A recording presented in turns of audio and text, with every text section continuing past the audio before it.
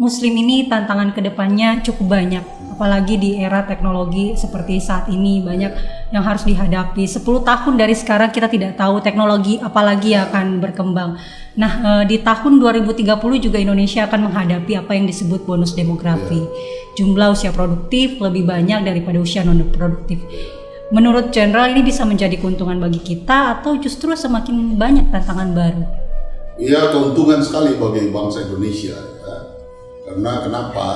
Bangsa Indonesia itu adalah penduduk nomor 4 di dunia. Setelah China, India, Amerika Serikat, Indonesia.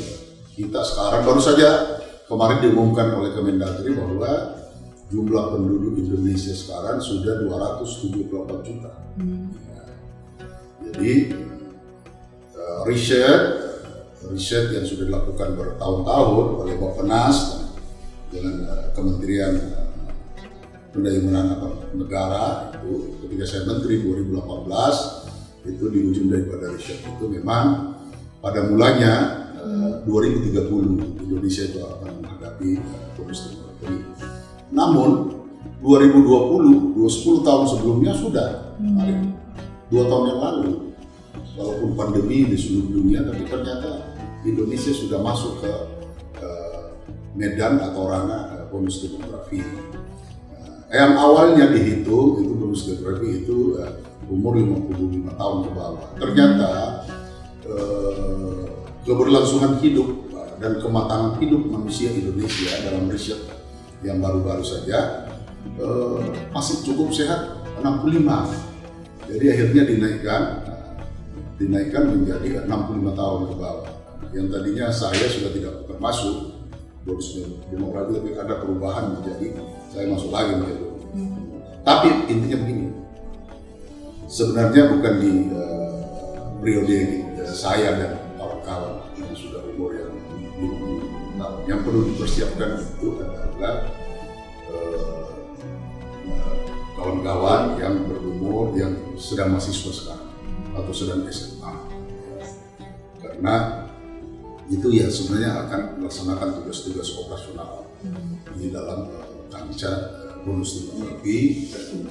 Sudah mulai sebenarnya, tapi mungkin pada posisi klimaksnya itu di 2030 menuju Indonesia Emas 2045. Jadi kalau saya sangat optimis bahwa Indonesia akan mencapai nilai plus ya, karena pertama jumlah penduduk, jumlah demografi yang sangat besar, ya, nomor 4 di dunia, potensial sumber daya manusia sangat potensial, manakala dikelola dengan baik oleh kami atau kita yang akan memberikan estafet generasi penerus. Oleh karena itu setiap pertemuan, setiap apa saja dialog apa saja, saya selalu menitipkan bahwa para pendidik akan betul-betul menghasilkan bibit-bibit generasi penerus yang unggul, baik itu di sekolah umum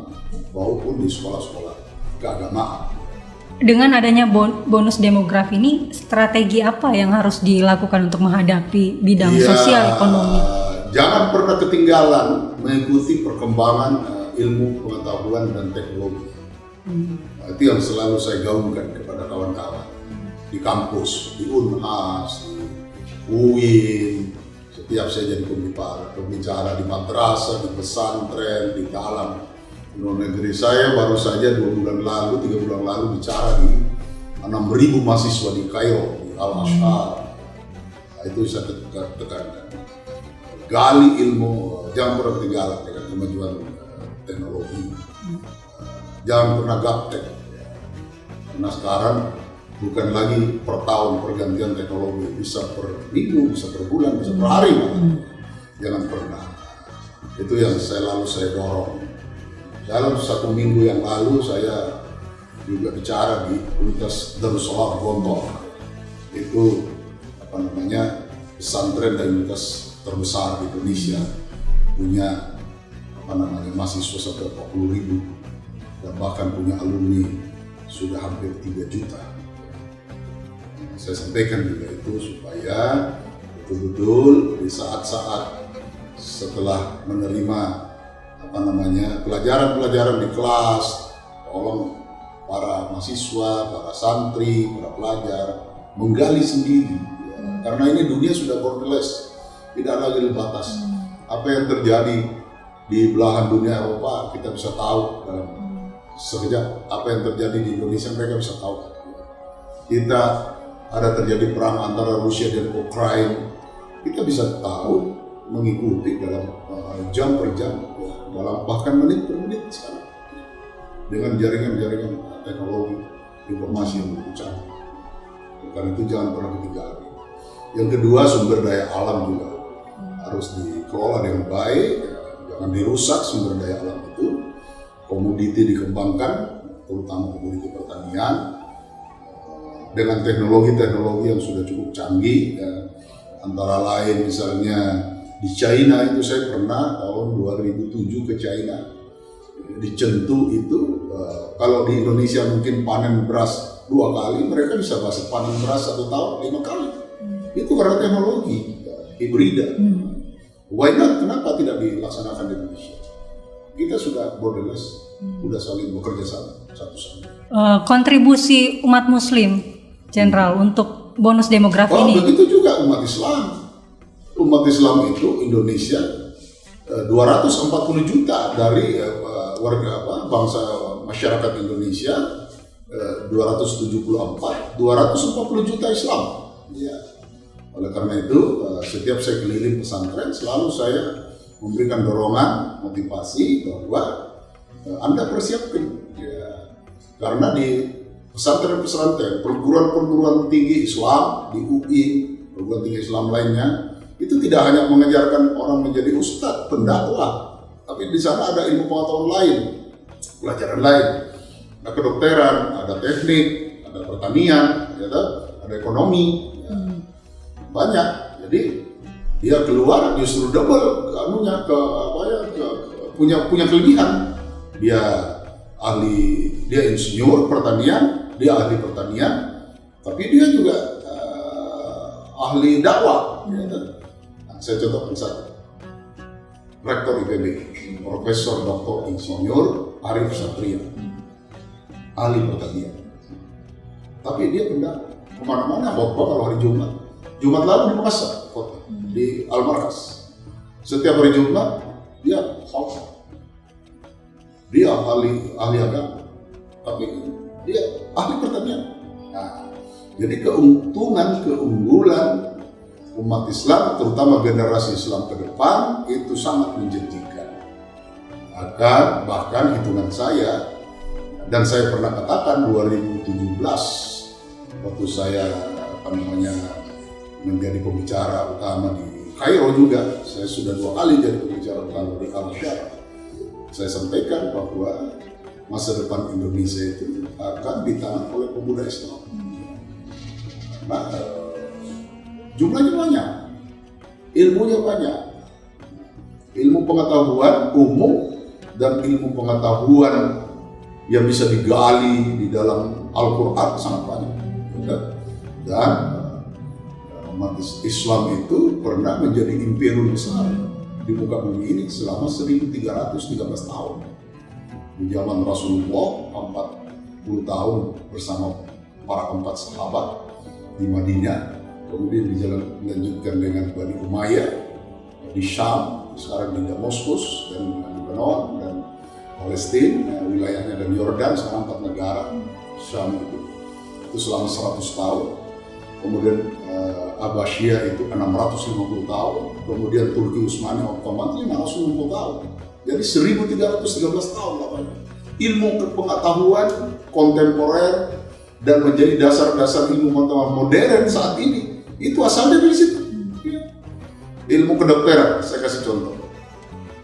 Ibnu Sina, Avicenna, dan sekarang menjadi dasar-dasar ilmu pengetahuan modern, walaupun ilmu pengetahuan kontemporer.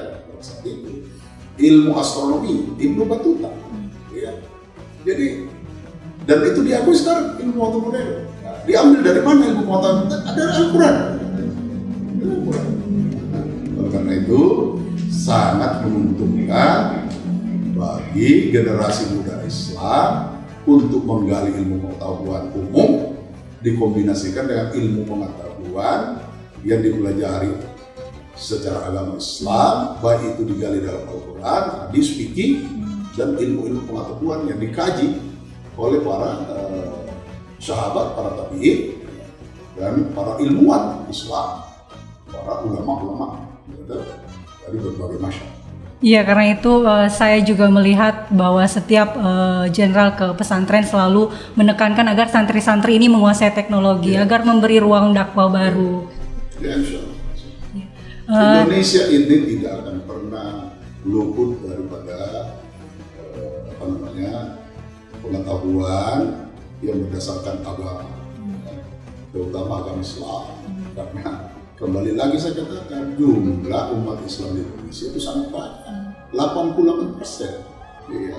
Dan itu saya yakin sulit untuk merubahnya jumlah itu, bahkan akan bertambah jumlah itu dengan keadaan sekarang. Luar biasa sekarang masjid-masjid, mana ada lagi kakek-kakek, nenek-nenek yang pakai tongkat, pakai kursi roda datang ke masjid sholat subuh. Tidak ada anak-anak muda. Cucu saya di Prancis umur 7 bulan sudah berhijab. Umur 7 bulan marah kalau tidak berhijab. Anda 7 bulan. Dulu zaman saya orang berhijab itu kalau ibu-ibu pemimpin majelis taklim. Sekarang tidak. Hampir semua. Iya, hampir semua. Saya pernah waktu Menpan memberikan pengarahan kepada istri-istri pejabat seluruh Indonesia. 99% berhijab.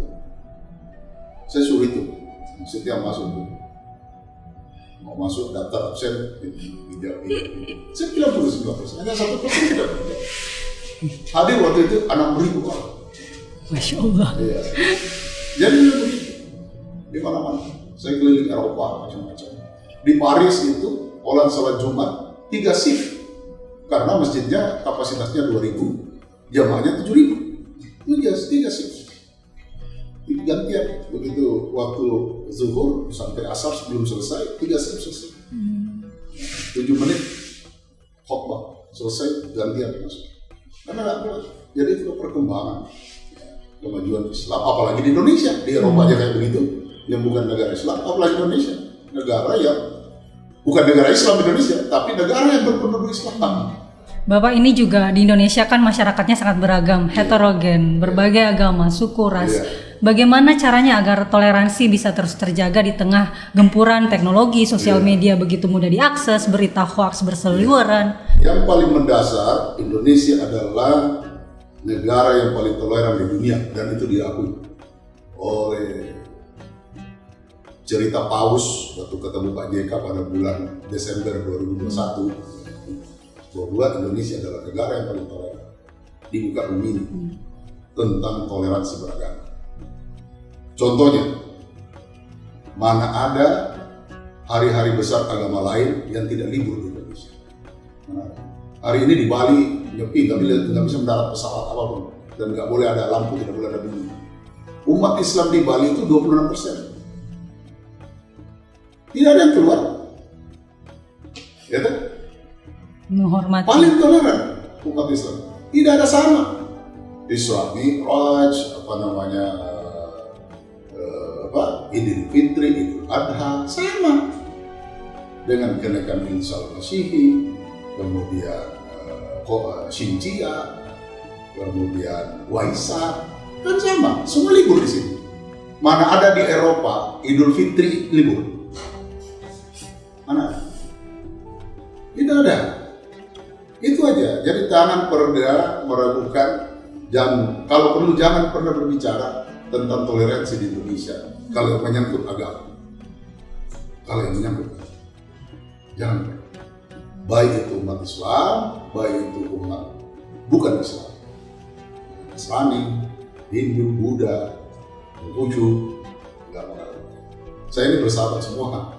Kawan saya uskup, pendeta, kawan saya biksu-biksu Buddha, kawan saya pedande, ahli petinggi-petinggi Hindu. Saya semua beragama dan selalu kami berdiskusi lintas agama dan damai. Dan selalu saya motori diskusi ini. Jadi paling dalam. Sedang itu diakui. Bahkan negara Islam sekalipun, Saudi Arabia sangat mengakui Indonesia, sangat negara.